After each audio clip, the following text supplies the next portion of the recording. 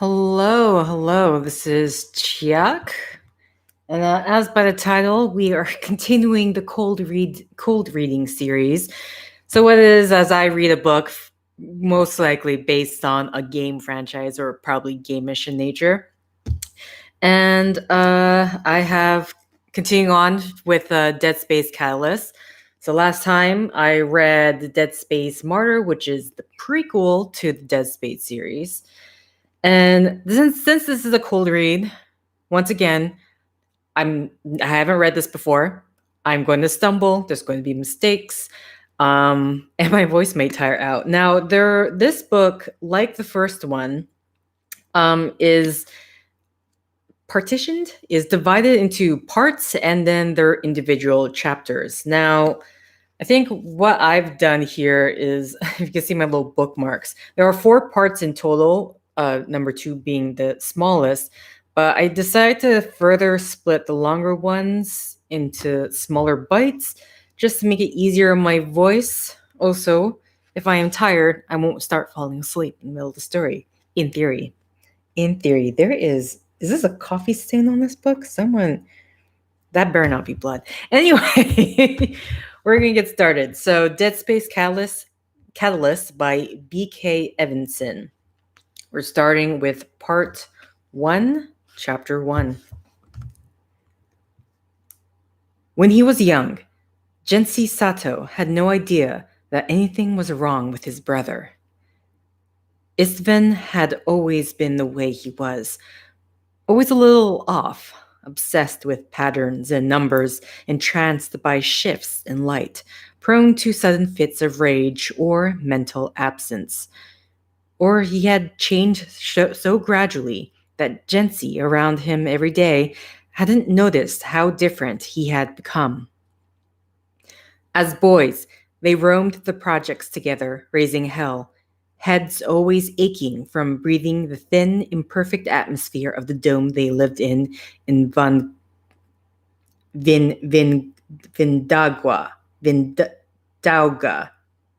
Vindauga, that's how I'm pronouncing it. I don't actually know how. Really, it was Istvan's raising hell and Gensei younger following along. But Gensei was glad to be included.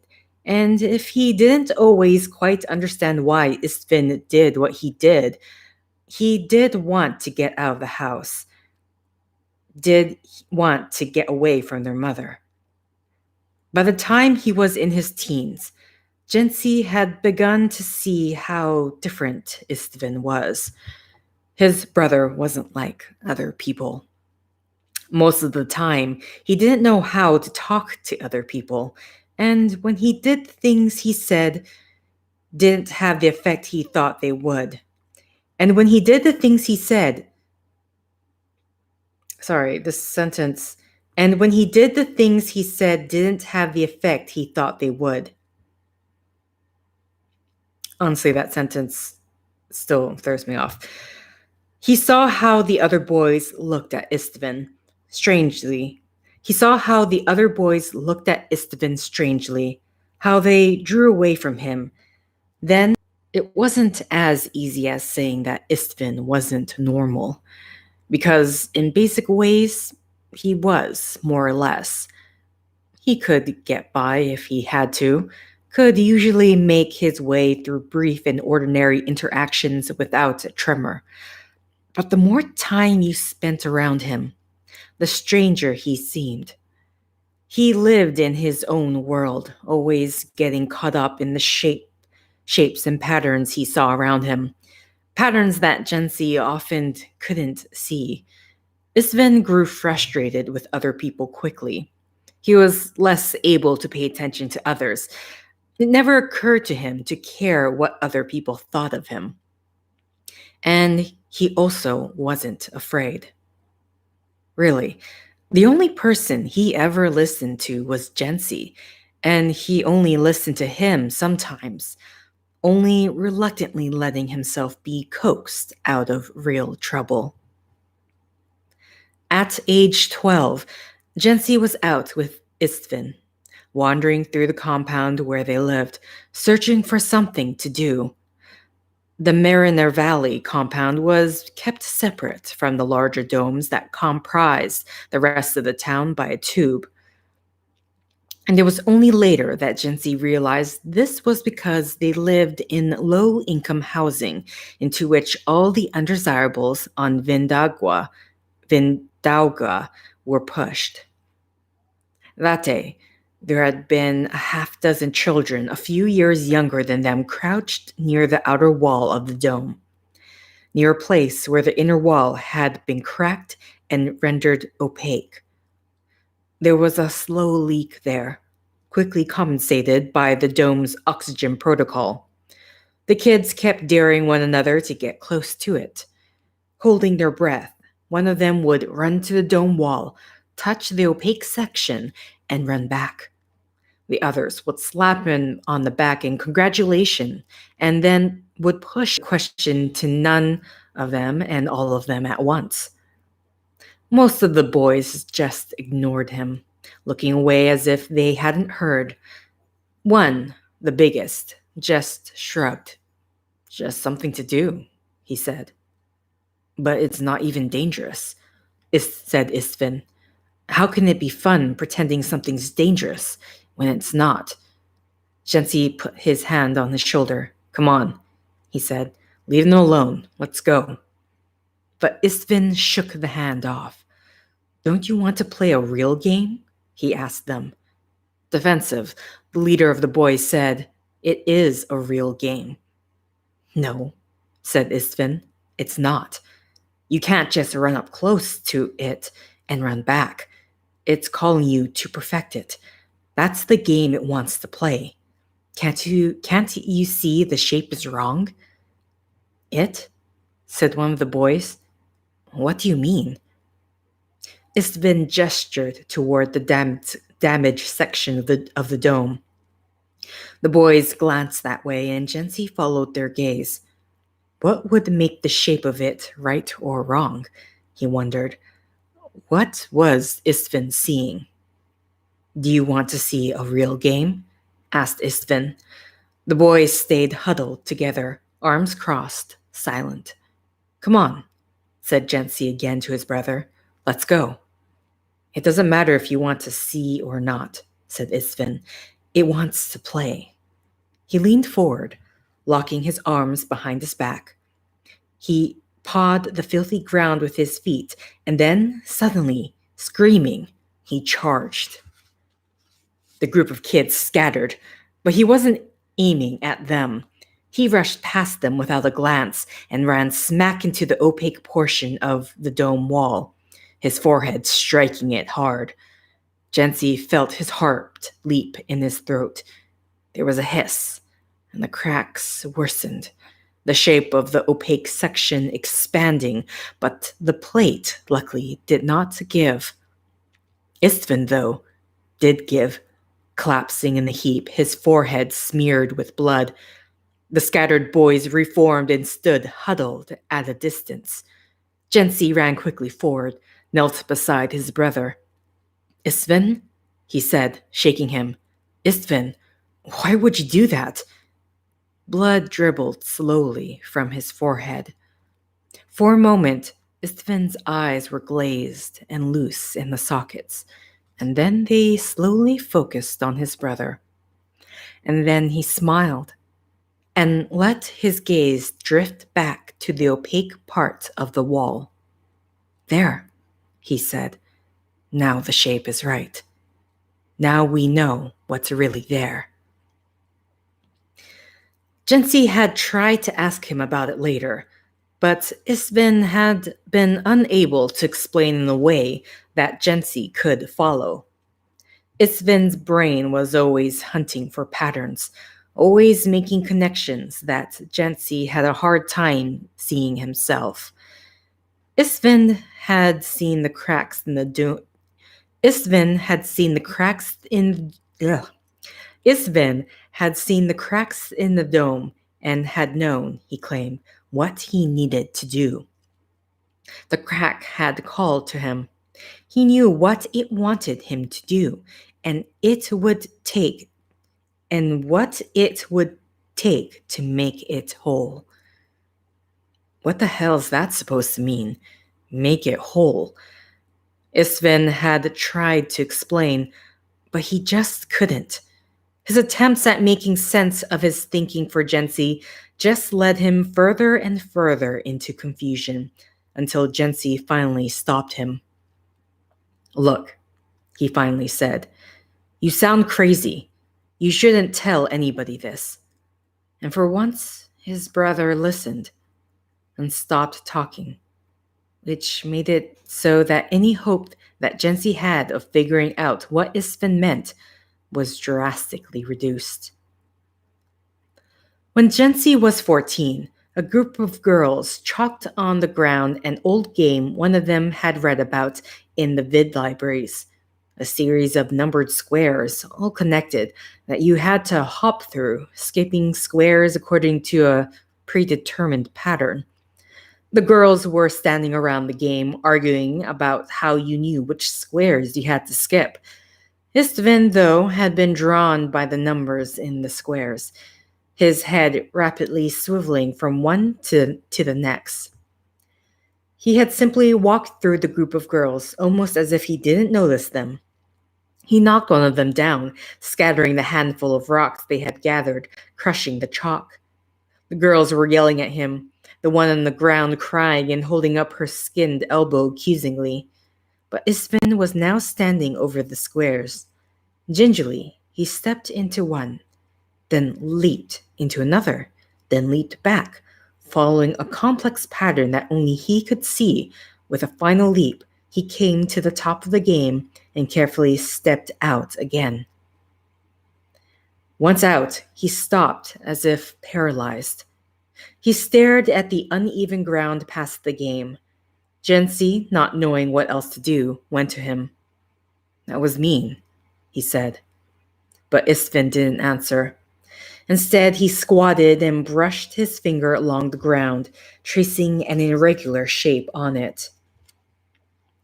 Angrily, Gensi batted his brother's shoulder. Hey, he said, why did you have to be so mean to them? Don't you see it? Said Istvan. How they drew the right pattern, and then it led me here. He traced the shape again, his eyes gleaming. Gensi, squinting, could barely make out what Istvan was looking at, and unevenness in the ground, a tusk-shaped discolorization that made the ground just slightly different. It's perfect, said Istvan, and reached down to stroke it again.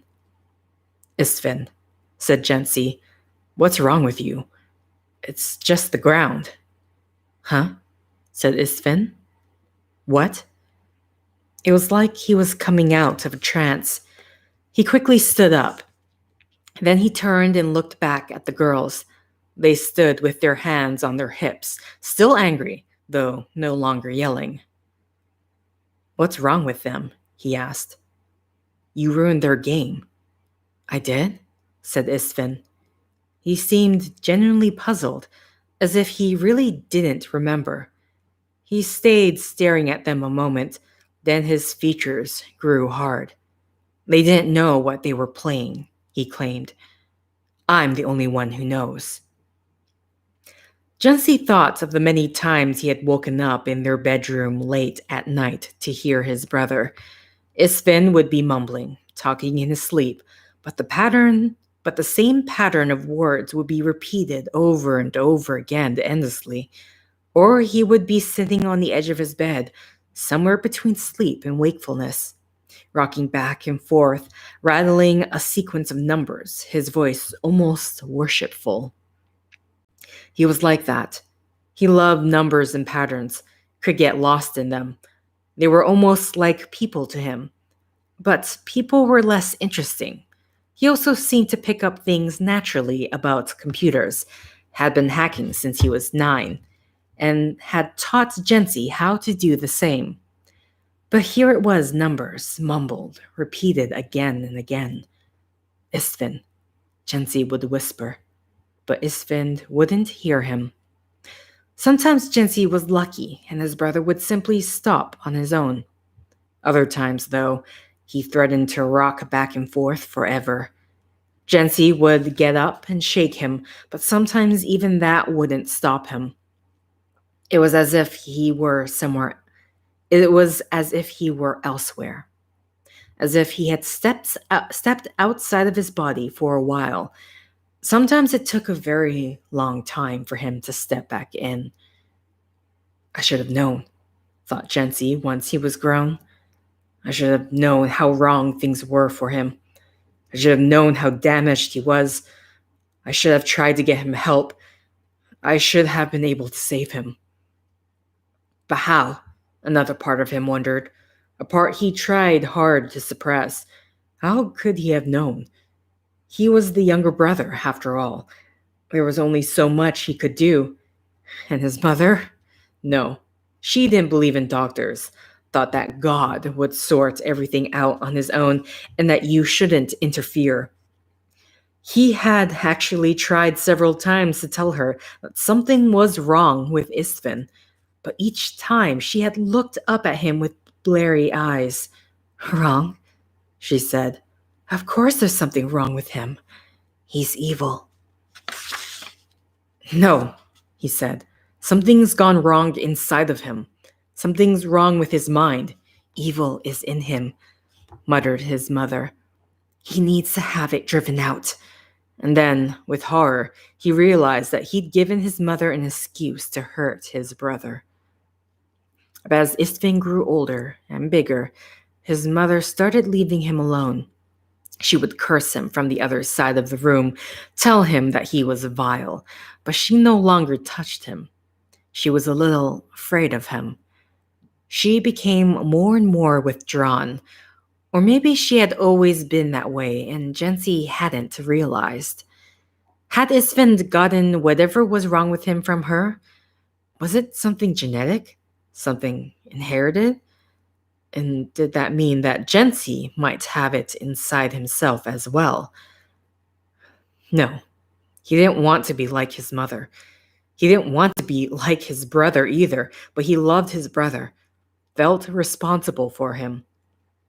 Istvin had always looked out for him. Maybe now that his brother was becoming strange, it was Jency's turn. It was time for him to look out for his brother. Istvin was 17, Jency 15, when things started to go seriously wrong. It started with their mother. They had come back from another day of wandering through the Mariner Valley compound. Where they arrived, their apartment door was ajar, their mother's passkey lying on the hall floor. They pushed open the door and saw a spill of dropped assistance packages, their mother lying in the middle of them, her body shivering. Jency crouched down beside her. He tried to turn her over to see her face, but it was hard. Her body was stiff, resistant. Help me, Istvin, he said to his brother. But Istvin just stayed where he was. He was looking not at his mother, but at the packages. Jency watched him mumble, gesture at them with his finger, tracing a figure through the air. Istvin, he said again, help! But Istvin was in a trance, mesmerized by the pattern made by the fallen packages. He was muttering under his breath, and then his eyes traced the pattern round again, and then began to stare into empty air. Their mother, Jency saw, was foaming at the mouth. The foam was red-flecked, and he could see between her teeth and lips her tongue partly bitten through. This is serious, he said, and then Istvin still didn't respond. He screamed his brother's name. His brother flinched, then shook his head, then looked down. His expression was unfathomable. She might die, said Jency. Yes, said Istvin, but he made no move to help. Don't you see him? He asked slowly. See what? Asked Jency. The Shadow Man, said Istvin. He's choking her. The Shadow Man? Istvin, said Jency slowly. Go to the vid and call emergency. And slowly, almost like a sleepwalker, not taking his gaze away from the boxes. Istvin did. Jensi held his mother, talked to her, and stroked her face while the emergency crew arrived. He massaged her jaw over and over until it relaxed enough to release her tongue, and then he turned her head to the side so she wouldn't choke on the blood. Istvin, after making the call, simply stood on the opposite side of the room, watching. He refused to come close. A shadow man, wondered Jensi. What did he mean by that? He was crazy. If I hadn't been there, thought Jensi later as they took his mother away, Istvin would have let her die. Istvin had come through the door only to stock still, breathless. There it was. He could see it. The pattern, just the same, glimmering. He had seen it so many times before, again and again, just waiting for someone to come along and see it and put it together. Just waiting for him to come put it together, because the world called to him in a different way than to others. There was his mother, lying sprawled on the floor. That wasn't important. She wasn't important. She wasn't part of the arrangement. She didn't tell him anything about what was real. She was just in the way. No, what was important were the things she had been holding and the way they had fallen when she had dropped them, the way that each of them, tumbling out of her hands, had found its true and proper place. Things were like that. They told him something. They gave him a rough sketch of something else, something grander, something hidden. He could feel it, sense it, but it was far away, too deeply buried to make out completely. So he could only have this arrangement of packages that marked out something else, pointed to something else that he could almost see, but couldn't quite. Only maybe he could have more than that. He held himself very still. He held his breath. He stared as hard as he could, letting his eyes follow the lines between things, connecting them, spinning from object to object. He could begin now to see the blaze of the lines of connections was beginning to peel back the cover of the world and peer inside. His brother was saying something, calling to him. But Istvin couldn't hear him, couldn't pay attention, because no, this was important. Something was really happening. For among the lines and between them, he could see something beginning to emerge, a shape, a shadow that at first he mistook for his own shadow. But it wasn't his own shadow. It didn't seem to belong to him exactly. It was attached to him, sure, but he didn't feel as though he were controlling it. It was its own creature. It was bound up in the objects around it and was, he realized, looming over his mother as well. It was a shadow it was a shadow, but it was also a man. A man, but also a shadow. He moved his hands to try to touch it. When his hands moved, the shadow moved as well and placed its hands around his mother's neck. Then it turned its smoky mouth toward him and spoke. "Watch this," it said. "Here's how you do it. Here's how you will kill her." He heard his brother scream his name. He could not move his hands. The shadow man was choking his mother, smiling, but no longer speaking. Why had he stopped speaking? "She's going to die," he heard a distant voice say, a voice that was not the shadow man, a voice that he realized belonged to his brother. He made an effort of will and spoke. "Yes," he said. "Don't you see him?" But when he tried to explain to his brother what it was he saw, just as when he tried to explain so many times before, it came out in ways that he understood, but his brother did not. Gensi did not think right about the world. Isfin was helpless to make it make sense for him. And so slowly he snapped again out of this world of arrangements that he so loved and that so loved him, and brought once again to see the knot pattern beneath the surface. Sorry, and brought once again to see not the pattern beneath things, but the surface of them. And on that surface was his mother, dying, but unfortunately, not already dead. By the time the emergency team took her to the hospital, Isfin seemed normal again, or as normal as he ever was. She was there a day, then was transferred to a mental ward, straitjacketed, put away for what potentially could be for good. A social worker, a severe elderly woman, came out to the house and told the two brothers that they would be taken into governmental care. But I'm almost 18, claimed Isfin in a moment of lucidity.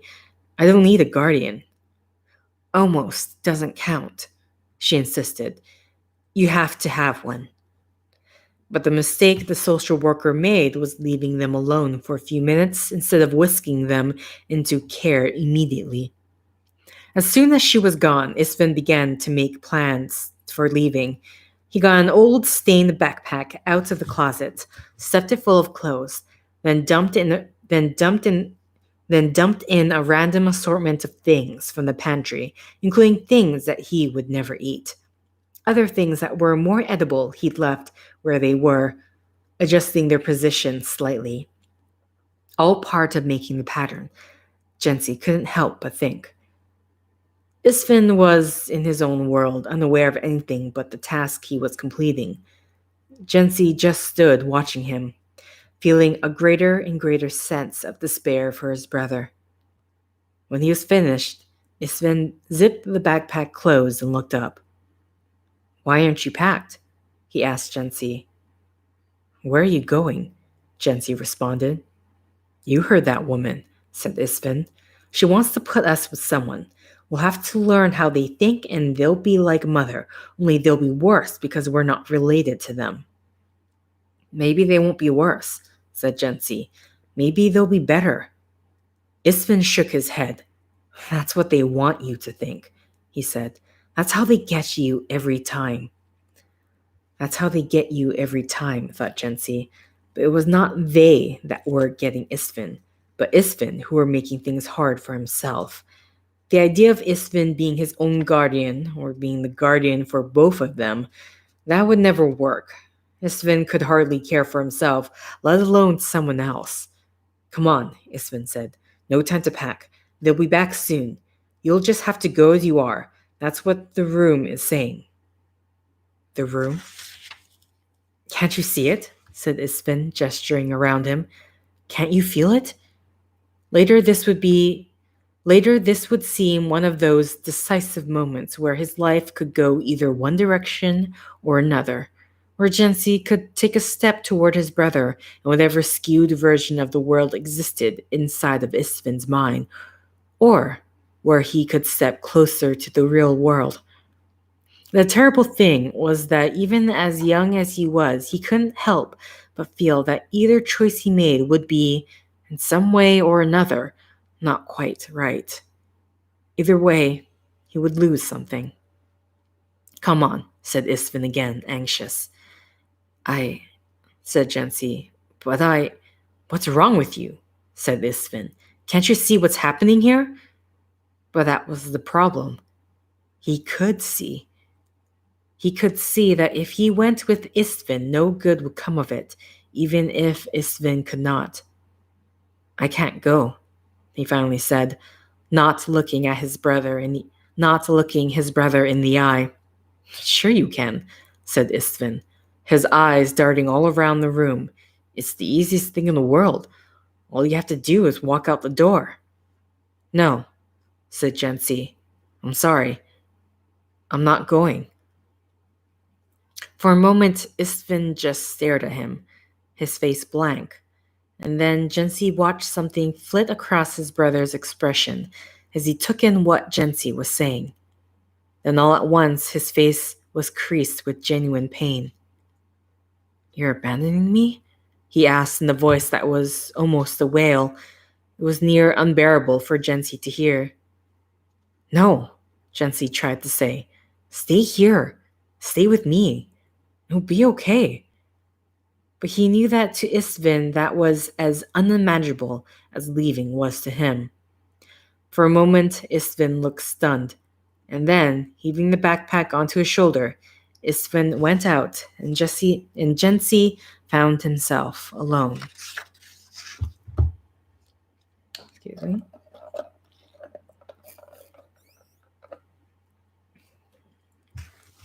2. Not the court appointed to Jency, but nothing was all that right about her either. She was what his mother might have called the lukewarm, neither one thing nor the other. But for Jency, that was all right. He could survive with someone like that. He could get by. For once in his life, he didn't have to worry about where his meals were going to come from. He threw himself into his schoolwork and was surprised to find that he enjoyed it, that he even excelled at it. The sort of kids who before had given him a wide berth now began to circle closer, sometimes even speaking to him. One of them, a kid named Henry Wandre, started hanging out around him, silently standing a few feet away from him during breaks between classes, sitting across from him at lunch, but at first without speaking or meeting his eyes. Sometimes he shadowed Jency for a few blocks when he walked home. At first, Jency tolerated it. Then he got used to it.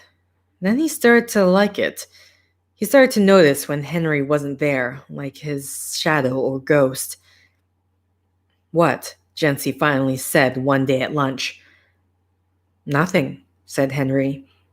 And then they sat silently for a while, until Henry asked, "What music do you like?"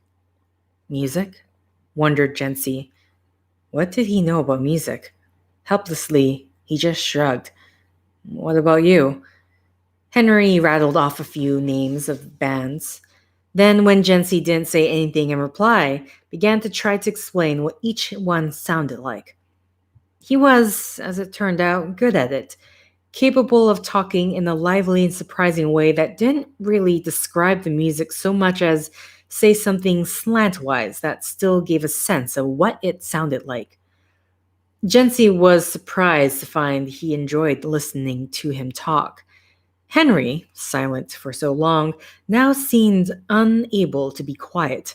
And later, when he gave Jency the music to listen to, Jency found that the description felt right. Henry was his first real friend, apart from his brother. But you couldn't really think of a brother as a friend, could you? How had he gotten to be 15 before having a real friend? Thinking that made him resent Istvin, which made him feel guilty.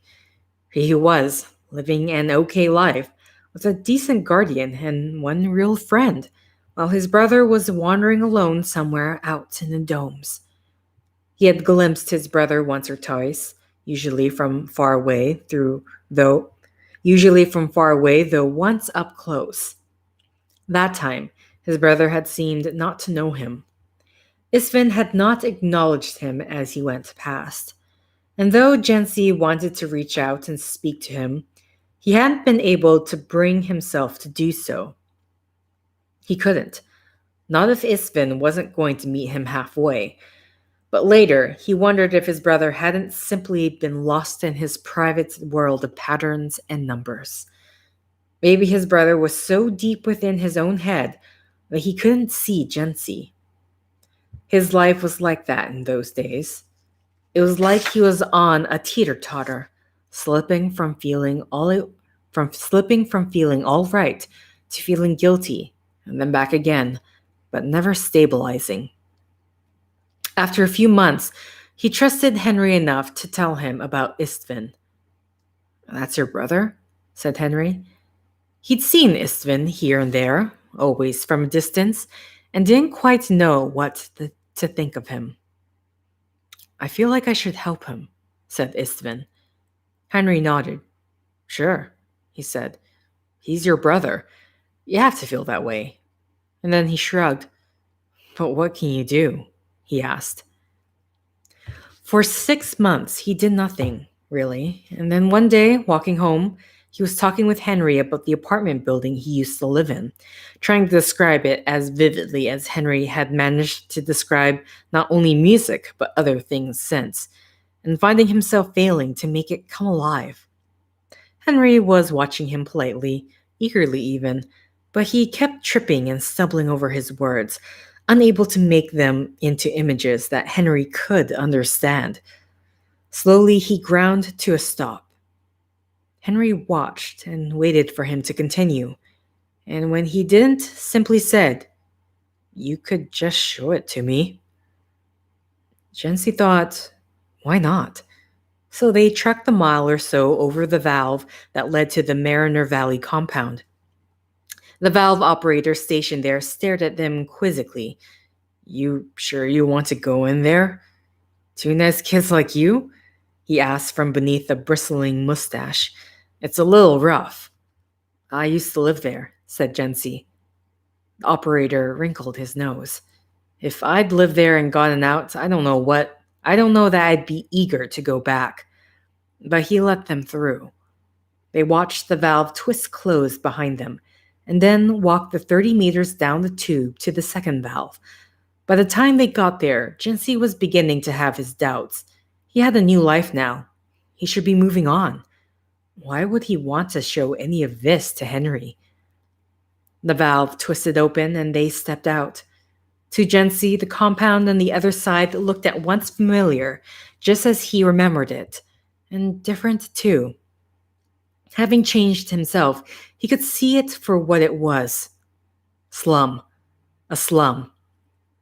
The valves were a way of cutting off the Mariner Valley compound in case the people inside decided to revolt. The streets that had seemed normal to him as a child, he could now compare to the streets where he currently lived. Everything was run down, a little filthy, a little pathetic. "You lived here?" asked Henry. Jency shrugged. For a moment, he considered turning around, going back to the valve and leaving. But then Henry asked, "So where's your building?" He showed Henry the worn concrete steps, the cracked floor of the hallway leading down to their apartment, and then the door itself, discolored and scraped ragged along one side. They stared at it. Jency didn't know what else to do, and Henry didn't seem ready to go back yet. The door was sealed where it met the frame with police tape. Why? Wondered Jency. He was surprised that someone new hadn't moved in by now. But looking more closely, he realized the tape had been slit very carefully, so that at first glance the door still looked like it was sealed. Henry must have realized that as well, for he reached out and placed his hand on the door handles and pushed down. The door was not locked. As both boys watched, it slid slowly open. Behind it was the largely empty living room, floor-coated now with a thin layer of dust. There was the uneven couch, the small vid screen with its cracked corner, the makeshift coffee table made from a discarded and bent shipping container that they found and then beaten back flat. The wall was discolored, now beginning to go gray with mold in the corners. Unless it was just dust gathering there. "We probably shouldn't be here," said Jency. The memories in the room were palpable to him, most of them bad. "It's okay," said Henry, already poking around. "There's no one here. Even if someone comes, we can talk our way out of it." For Henry, Jency realized, it was a game. And then Jency noticed the path that had been scuffed through the dust from the front door to the entrance to the back bedroom, the room he and Istvin had shared. He followed the path with his eyes. He could see a light coming from the crack under the bedroom door. He reached out and grabbed Henry's arm. "What?" asked Henry, starting to shake free. "Quiet," whispered Jency. "I think someone's here." If he'd only turned and left, things might have been different. But he didn't. Why? Perhaps it was because Henry was there with him, and that, for Henry, this was still an adventure. Knowing someone was there made it even more of an adventure for Henry. It was simply an escalation of the violation that had begun when they found the police tape slit over the door. They were sneaking in, and now they were risking something. But from Henry's perspective, probably the worst that could happen was they might get scolded or warned off or kicked out. Or maybe, at the very worst, turned into the authorities for trespassing and then released with a reprimand. But Jency had grown up in this neighborhood. He knew it could be much worse. That if the wrong person was in the back room, they might end up badly hurt or even dead. And so when Henry started moving forward deeper into the apartment, Jency was not quick to follow. He watched his friend go, his feet tracking a new path through the dust until he stood beside the bedroom door. Maybe, thought Jency, there would be nobody there. Maybe someone had come and gone but left the light on. But as Henry reached out and touched the door's handle, Jency knew that he was fooling himself. And indeed, before Henry could open it, the door opened of its own accord, and a blotchy arm reached out and jerked him through. Jency started for the outer door, already beginning to run. But there was nowhere to run, nobody to tell until he had gone through the valve and into the larger city. By then it would be too late. Henry would either be dead or lying broken on the floor when he got back, or he would have been carried away and would be gone. And so, barely out of the door, his feet slowed. He stopped, and he turned back. He was big enough, he told himself, and tough too. And he had grown up here and knew how to fight. If he could just get a jump on whomever it was, there might be a chance for both him and Henry to get away. He quietly approached the door to the bedroom and carefully pushed the handle down until the tongue slid out of the lock's groove. He could hear a voice inside, whispering, insistent. Taking a breath, he threw the door open and rushed in, fist already cocked and ready to strike. On the floor, kneeling on top of Henry, holding him down, keeping him from struggling, hand clamped over his mouth, was a and stinking. "Who sent you?" he heard him whispering loudly, without lifting his hand from Henry's mouth to let him answer. "What do they want from me? Why are they after me?" And then Jency was on the man, clipping him in the ear and knocking him enough askew that he turned and shifted his balance, and Henry begun to wriggle free. But at the same moment the man turned, and Jency was surprised to find that his was a face he recognized. It was Istvin. But though he recognized Istvin, his brother didn't recognize him. His eyes were glazed, crazed even, and as he half fell, half clambered off Henry, it seemed almost like his brother wasn't there at all. It was like it was just his body, but with someone else, or even something else, in charge. Henry had managed to scramble to his feet. Istvin, stumbling, gathered his balance against the wall, and then bared his teeth. "Istvin," said Jency, "it's me." Istvin made a noise that was a kind of snarl, his eyes darting everywhere, looking perhaps for some hidden pattern, but as a result, unable to see what was in front of him. And then he ducked his head and charged. He struck Jency hard, right in the center of the chest, knocking him off his feet, coming down hard on top of him. For a moment, Jency had the awful feeling of suffocating, the room fading around him, and then he managed to suck in a deep, pain-racked breath. Istvin was on top of him, striking out, pummeling his shoulders and neck and face with his fist. Henry was behind him, trying and failing to tug him off.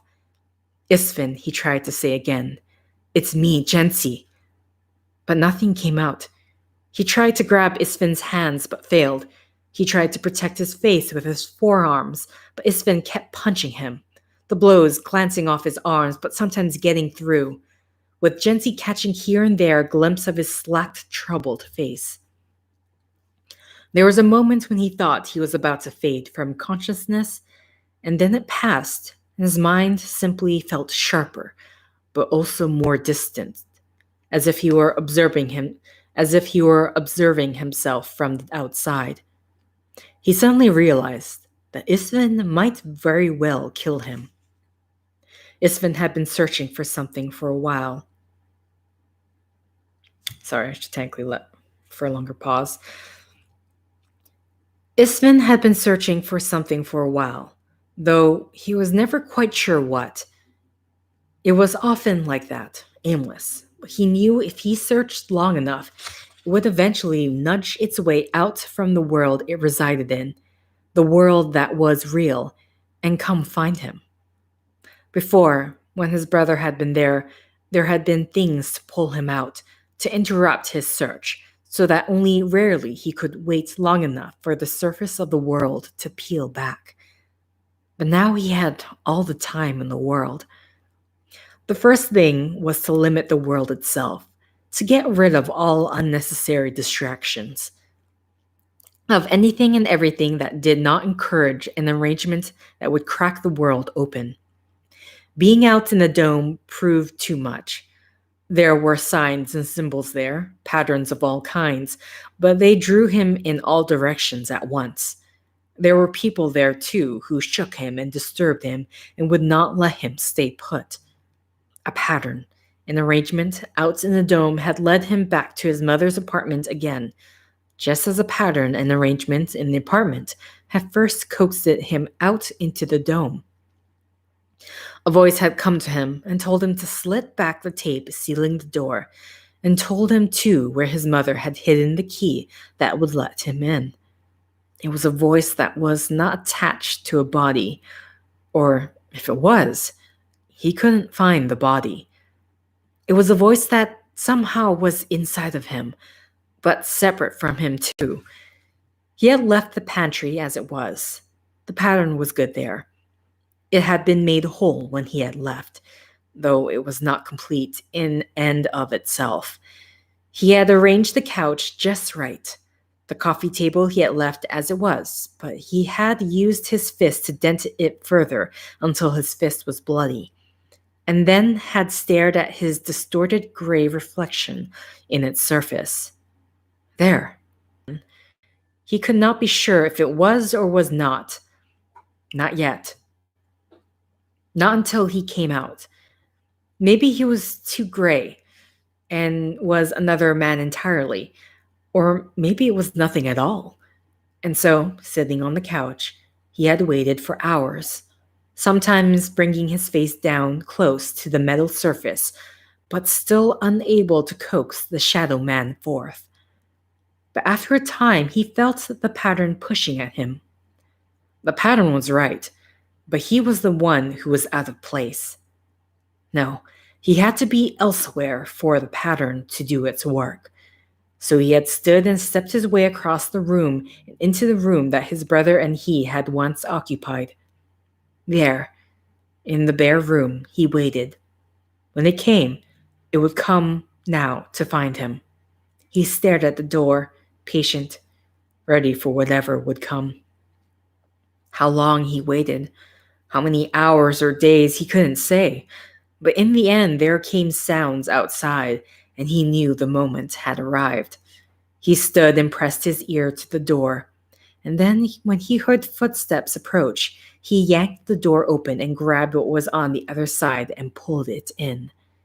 But no, it was not what he was hoping for, not what he expected. It was not something from the other world, but something from this world, an invader, an intruder, Someone someone who had come to disrupt the pattern to keep him from succeeding.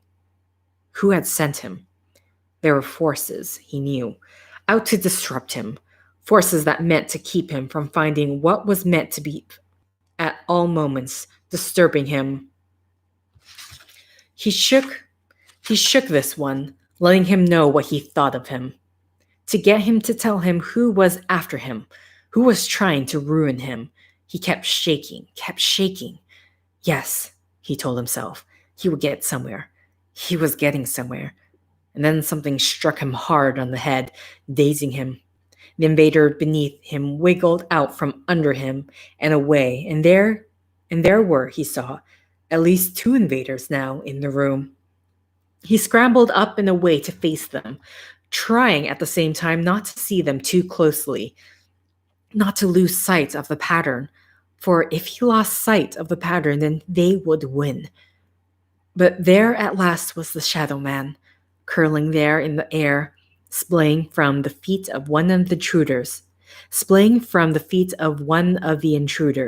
the one who had struck him. The way to him was through the body of the intruder, he knew. He shook his head and then struck out, and the intruder was beneath him, and the Shadow Man was beneath both of them, being held by the intruder. But if he tried to dig his way through him, then maybe he could get to him. The intruder was trying to speak, but no, he could hear a voice within his head telling him not to listen. And the other intruder was behind him now, striking him. But he was ready for this. But he was ready for that this time. He could keep his balance. It had happened. He had seen what he wanted, what he needed, and there would be no stopping him now.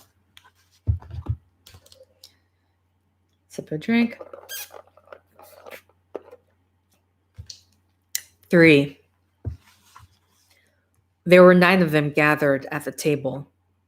Some of them were clearly scientists, others military, others bureaucrats.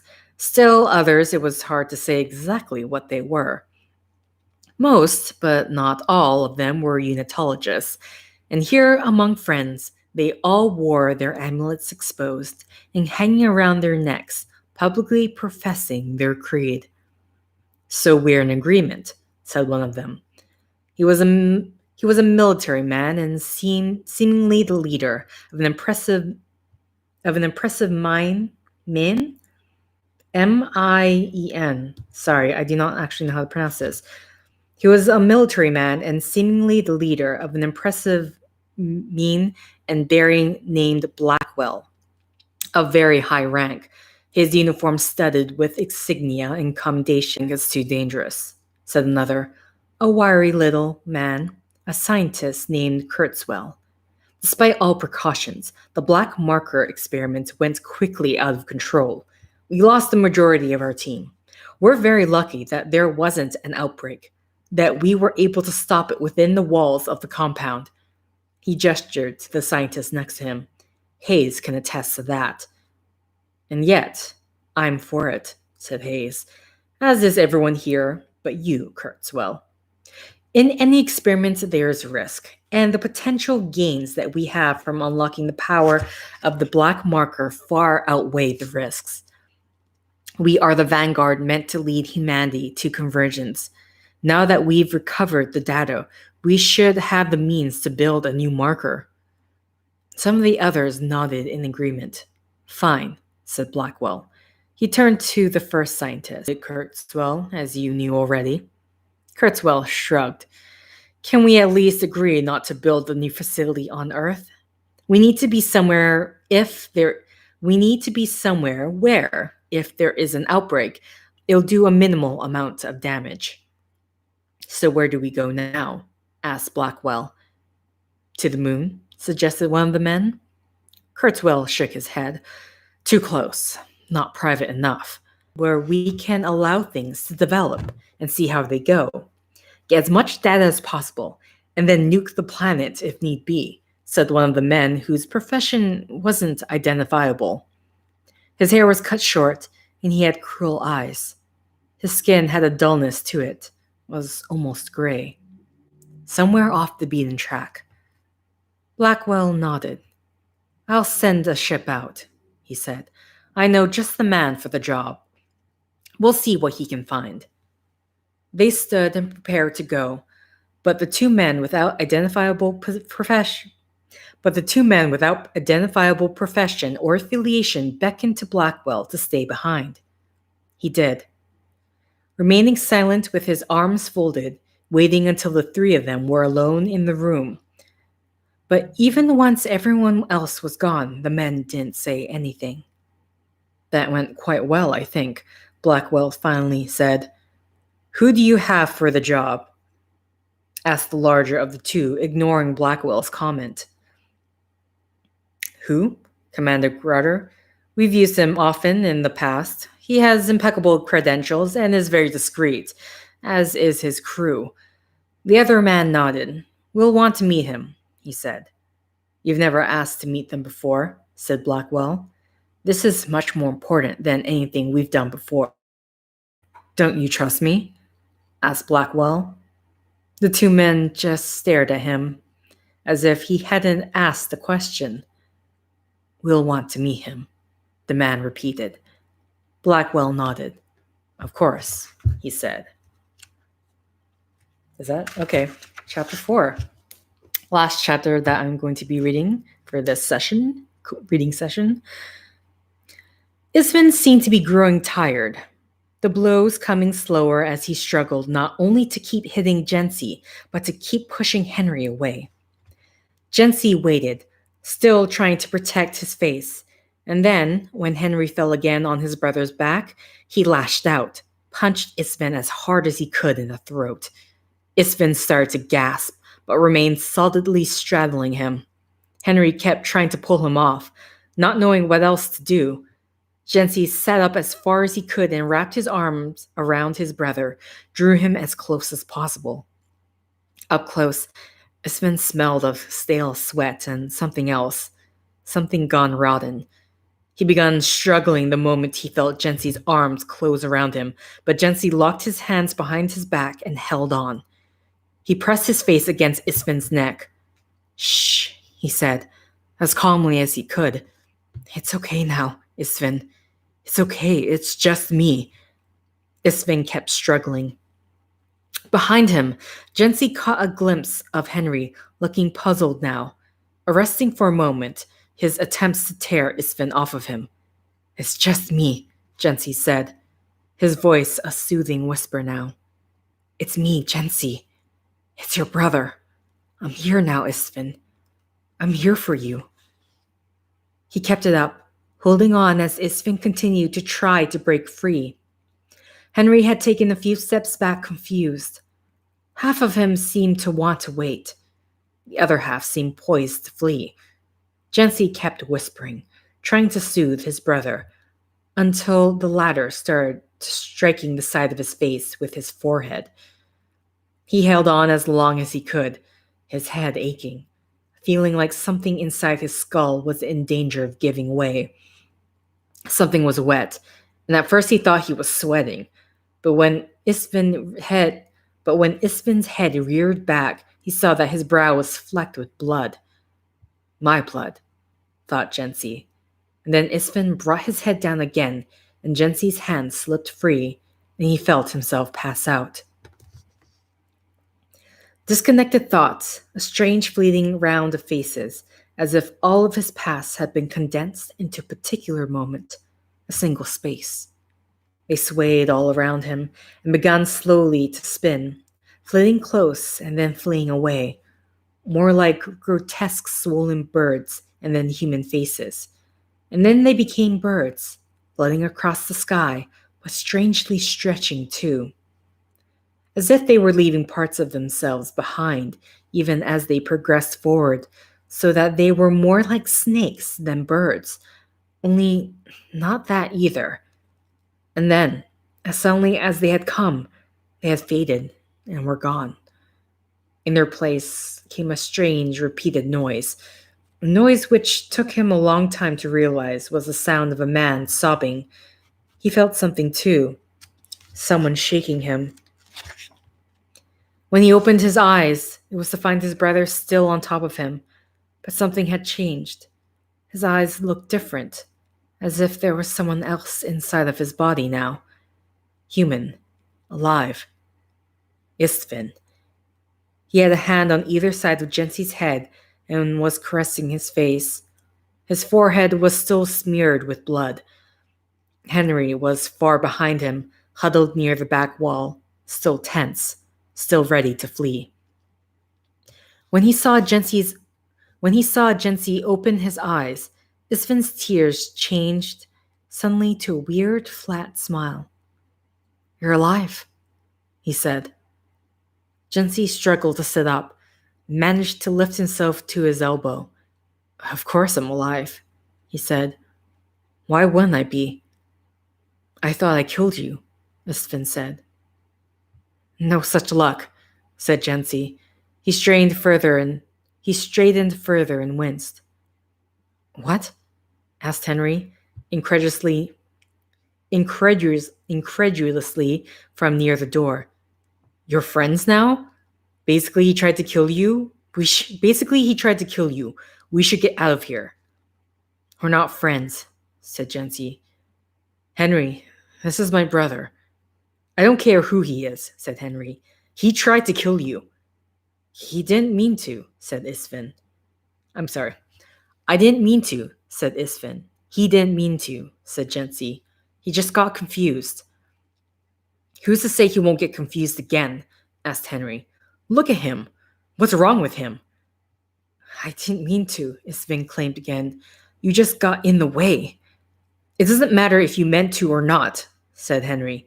"Jensi, let's get out of here." Jensi slowly shook his head. "I can't," he said. "He's my brother." "He's dangerous," claimed Henry, but the steam seemed to be running out of him. He was no longer poised to run, seemed even to want to be convinced. "He just needs to be cleaned up a little," said Jensi. "He's been on his own a while, and he's gotten confused. He needs someone to take care of him." "But why should that someone be you?" asked Henry. "Who else is there for him?" asked Jensi. "There is only me. If I don't help him, nobody will." Henry just shook his head. "It's not supposed to work that way," he said. "No," said Jensi, "but that's the way it is." Quickly, he found himself feeling even more responsible for Istvin than he had before. He got Istvin to take a bath, scrubbed him down, then left him shivering and naked while he went out and found him an old but clean pair of clothes from a local church basement. But it didn't stop there. Soon he was scrounging up food for him, and finding scissors and trimming Istvin's hair and beard, then stealing an old blanket or two from his foster family so that Istvin would be able to stay warm. Not knowing what else to do with Istvin, he left him there in their old apartment, hoping that the complex was unappealing enough that the apartment would remain unoccupied until he could figure out what to do with his brother. At first, Henry would have no part of it. He followed Jensi around, trying to talk him out of helping his brother, telling him that he had a good new life and it'd be a shame to ruin it. Jensi stopped him. "I'm not going to ruin it," he said. "I'm not planning to leave my foster family. That doesn't mean I can't help my real brother out a little." When he started walking, Henry continued following. "But it's not as easy as that," he said. "It won't stop there." At first, it was easy. He stole a little food for his brother, not enough to be noticed, at least not at first. But then he saw that his foster mother was buying less and keeping a closer eye on what was in the pantry, so he told Istvin he'd have to finish his own food. "But how do I do that?" asked Istvin. "How were you doing it before?" said Jensi. And Istvin pointed to the cabinets in the old apartment. He had simply gone through them one after another, as it turned out, eating everything, including the sauces, before carefully returning each bottle to what he felt was its proper place. So what could Jency do but keep sneaking food out, even if now he did it less than before? After a while, though, his brother kept insisting he was hungry, still hungry, and so Jency started saving half of his own food and hiding it, smuggling it out whenever he could. He was hungry all the time, but he was helping his brother. Henry kept his distance for a while, then started hanging around him again. When he realized Jency was eating less so as to smuggle food to his brother, he started passing food along himself. Not for your brother, he said at first. For you. But even when he must have realized Jency was giving most of the food away, he still kept bringing it. A few weeks later, Henry even started going along with Jency to see Istvan.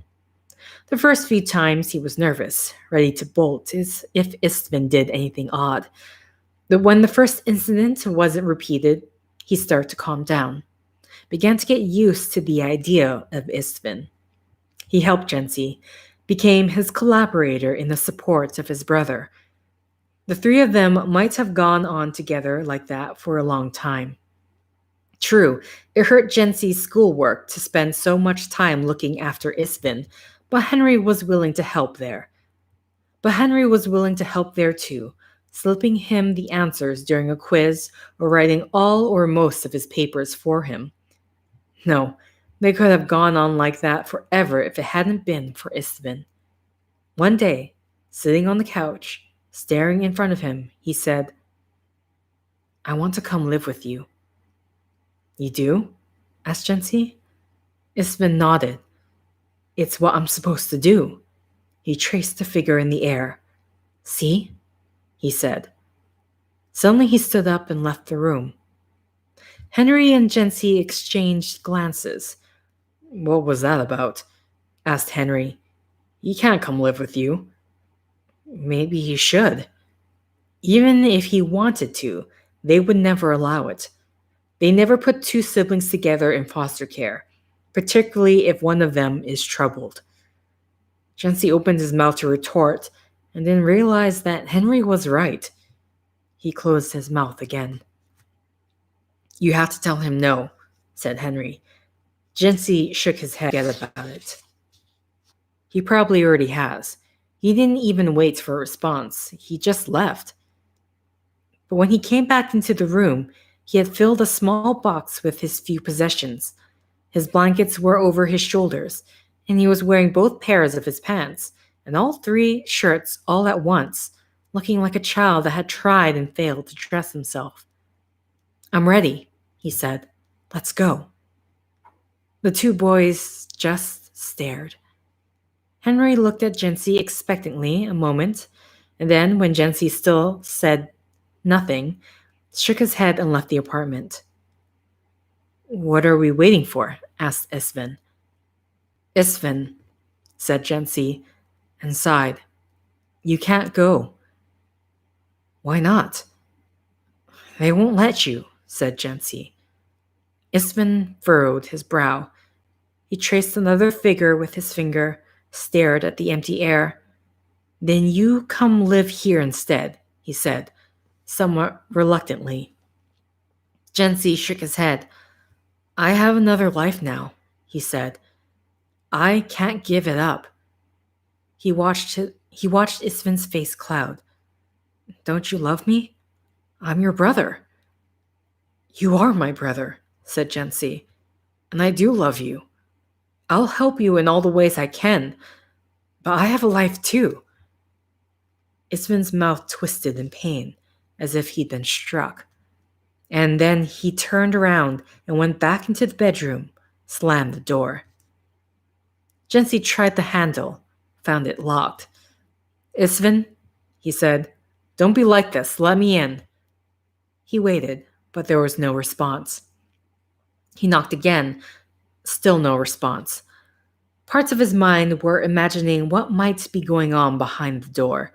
Imagined Istvan huddled in a corner, crying or trying with a rusty nail to slit his throat, or hanging himself. He shook his head to clear it, but the thought kept crowding in. "Istvan," he said, louder this time, "open up." But Istvin wouldn't open. Indeed, even after minutes of knocking, he remained resolutely silent. How long Jency had been knocking exactly, he wasn't sure. He only knew that suddenly Henry was there beside him, grabbing his arm and pulling him away from the door, trying to lead him away. But he might be hurt, said Jency, or he might be planning to hurt himself. He's not hurt, said Henry. He's sulking. Come on, Jency. We should leave before he gets mad.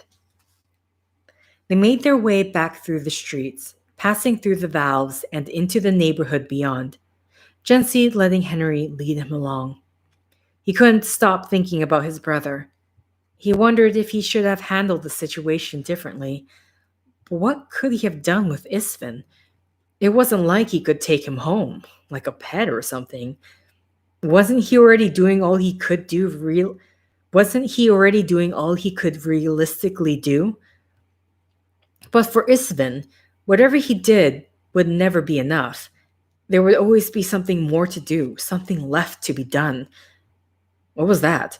Asked Henry beside him. What? He asked listlessly, hardly bothering to look around. I thought I saw something, said Henry. There, behind us. He shook his head. Sorry, he said. I'm jumpy. They kept going, past the colony's headquarters and down Luna Avenue toward their neighborhood. Jency felt like his connection to his brother was a thread stretching all the way back to his old apartment, his old neighborhood, a thread growing thinner and thinner and now in danger of snapping. They passed at last into their neighborhood. Before they knew it, they were at Jency's house. The two boys stopped on the porch and just stood looking at one another. Are you going to go back? Henry finally asked. I don't know, said Jency. You probably shouldn't, said Henry. I know, said Jency. But that doesn't mean I won't. Henry nodded once and then raised his hand to say goodbye. He had just stepped off the porch when Istvin appeared. So this is our new home? Said Istvin. He was panting and out of breath. How did you find us? Asked Jency. I have a right to be here, said Istvin. It's my home too. He gave a flat, dead smile. He slowly lumbered forward and onto the porch. He opened his arms and made a move as if to hug Jency. When his brother stayed where he was, he let his arms fall. Aren't you happy to see me? He asked. Istvin, go home, said Jency. But this is home, said Istvin. I'm hungry. What do we have to eat? He reached down, opened the front door, and pushed his way in. Jency's foster mother was standing near the stairway, a shocked look on her face. Istvin was in the kitchen. He sounded more like a bear than a human. He was rattling pots and dumping cans, slamming cupboards, searching for something. Jency? Said his foster mother, her voice rising. Who is this man, and what? Can you tell me what's going on? Not knowing what to say, Jency pushed past her, Henry following. Istvin had some of it dropping and falling. He carried it out into the hallway, past Jency's foster mother, and into the living room, where he dumped it on the floor. He sat down, cross-legged in front of it, and began indiscriminately to eat, his eyes flitting from item to item, trying to construct a pattern. I'm calling the authorities, his mother said. No, said Jency. He's not a threat. I'll get him out. No, said Henry. You should call them. Jency heard the sound of his foster mother's heels snapping against the floor as she made for the vid to place the call. He went to his brother, desperately dragged at his arm. Come on, Istvin, he hissed. Stop it. I'm hungry, Istvin said. A man's got to eat. She's calling the police, he said. You've got to go. The police? Istvin said, as if astonished. But why would she call them? This is our home.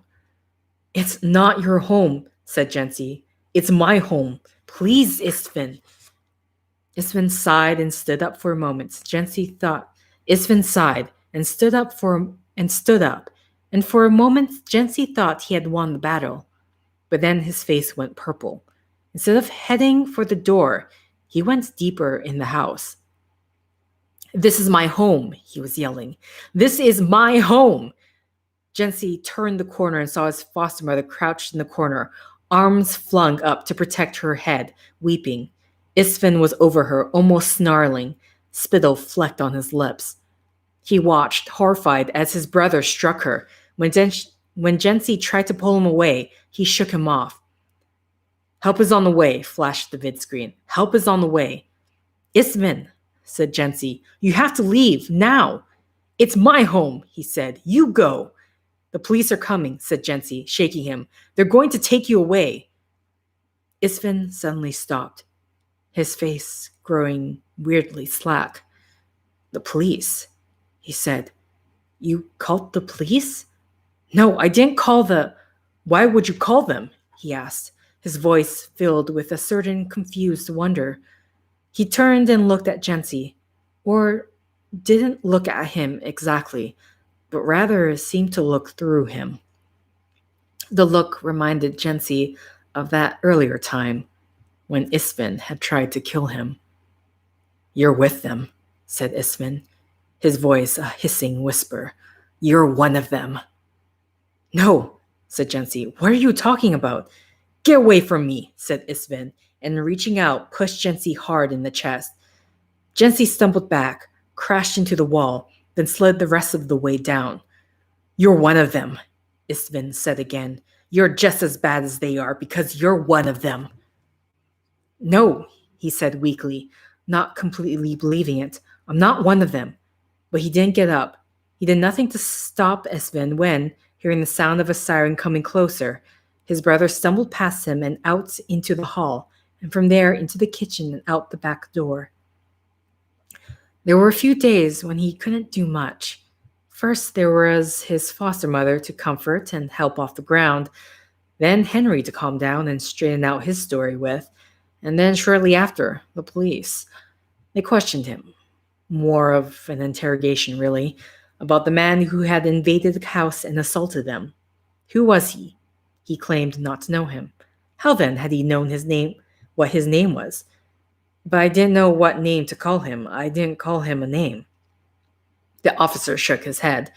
"You called him a name. Your mother told us." "She's not my mother," he said. "She's my foster mother." The officer shrugged. "I don't care," he said. "That's not important. How did you know his name?" Jency kept talking, kept lying, kept feeding them little bits and pieces, half-truths, until they had poked enough holes in his story that he felt he had no choice but to fall silent, to not say anything at all. But he held out, he felt. He didn't reveal that the intruder had been his brother, didn't give the police a name, and that was, he felt, an act of loyalty on his part, and should be considered by Isfin a redeeming gesture. He hadn't exactly stood by his brother, but then again, he hadn't betrayed him either. But 4 or 5 hours into the questioning, the officer had smiled and placed his hands flat on the table. Isfin was the name, he said. Jency felt his heart begin to beat harder.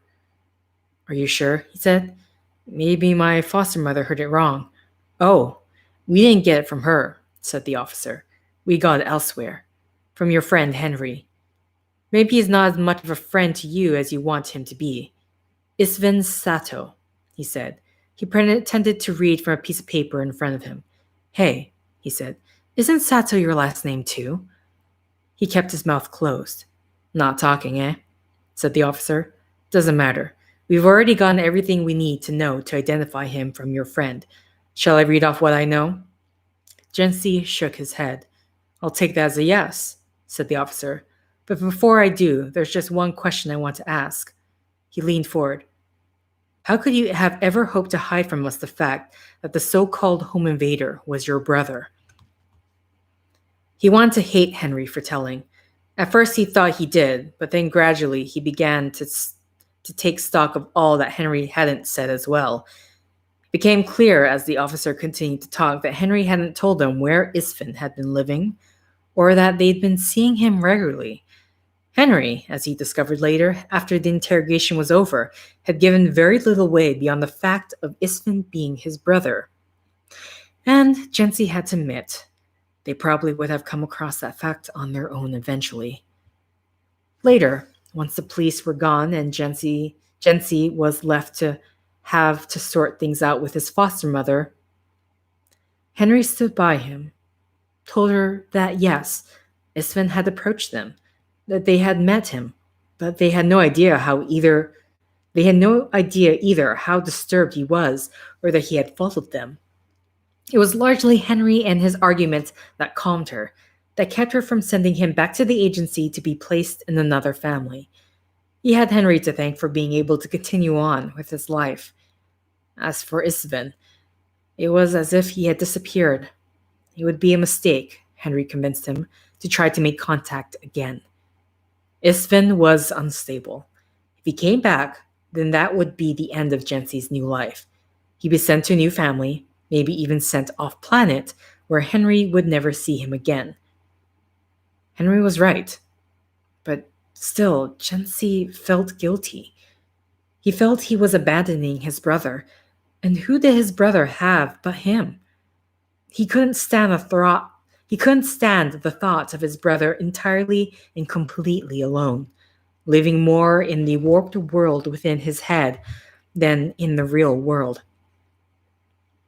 And so even though he knew it was the wrong thing, he found himself one day after parting from Henry after school, walking not toward his home, but back toward the valve that led to the Mariner Valley compound.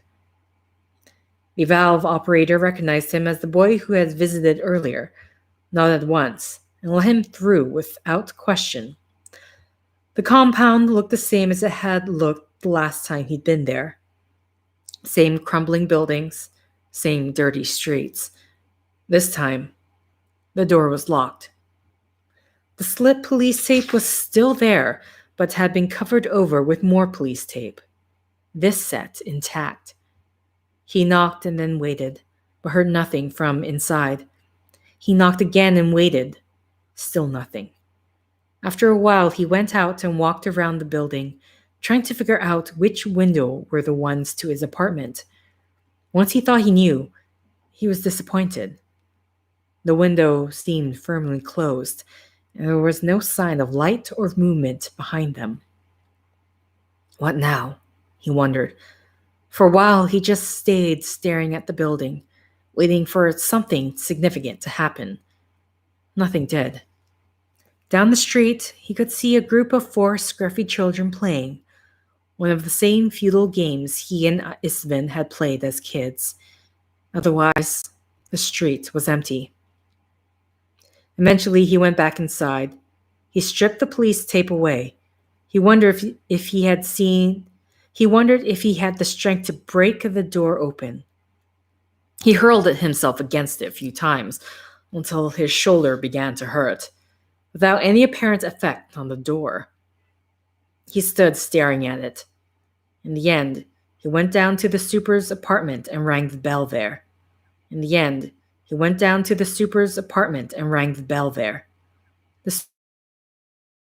You're that kid, he said. The one with the mother who went crazy. I used to live upstairs, Jency said. Yeah, that's the key to the apartment, he said. The super shook his head. It's a crime scene, he said. The police have taped it off. Not anymore, said Jency. They came and stripped the tape away. Yeah, said the super suspiciously. When did they do that? Jency shrugged. How should I know? He asked. It was already done when I got here. He held out his hand. Give me the key. Why should I give you the key? Asked the super.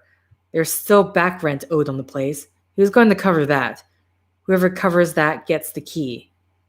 My foster father's a lawyer, lied Jency. I am going to go up and take a look at the place. Make sure the police didn't steal anything. If they did, we're going to sue their asses, and yours too. The super stared at him, a little stunned. And then he smiled and shook his head. Nah, he said. Can't be true. Gensi crossed his arms and stood there waiting. After a while, the super began to get nervous. He scratched the top of his head. He reached out and began to shut the door. But when Gensi didn't react, stopped. "A lawyer, you say?" he said. "A lawyer," said Gensi, holding his gaze steady and unblinking. "And very litigious." The super sighed. "5 minutes," he said. "In and out." He went to fetch the key. He opened the door, not quite sure what to expect. Maybe his brother's body hanging from a rope, its tongue swollen and purple and pushing through the lips. Or on the floor with a bullet through his head, a spray of blood and brain on the wall behind him. Or simply dead from lack of food and water, a heap of skin and bones lying on the floor. Or maybe he would still be alive but naked and shivering, crouched in the corner. And when Gensi took him by the shoulder, he would simply look through him without seeing him, without, indeed, seeing anything around him. Alive, but for all intents and purposes, not really there. Or maybe he would be crouched behind the door with a knife and would immediately come at Gensi, slitting his throat before realizing who he was. Or even slitting his throat because he realized who it was. But none of this happened. Instead, the door opened onto an empty room. Behind it, through the door to the bedroom, was another empty room. The bathroom and his mother's former room were empty as well. There was nobody there, and no sign that anybody had been there in a long time. Okay, so that concludes the first 4 chapters within part 1. Next time I do this, we will read chapters 5 to whatever the other number is. Hold on, I'm actually just looking at it. 5 to 8, and then that will head into part 2 for a different section. Either way, I'm already losing my voice. So thank you for liking if you like. Thank you for commenting if you commented. Thank you for subscribing if you subscribed. Thank you for favoriting if you favorited. Thank you for simply clicking on this video. Until next time, guys, we'll be back with Dead Space Catalyst and whatever craziness and despair this book may bring.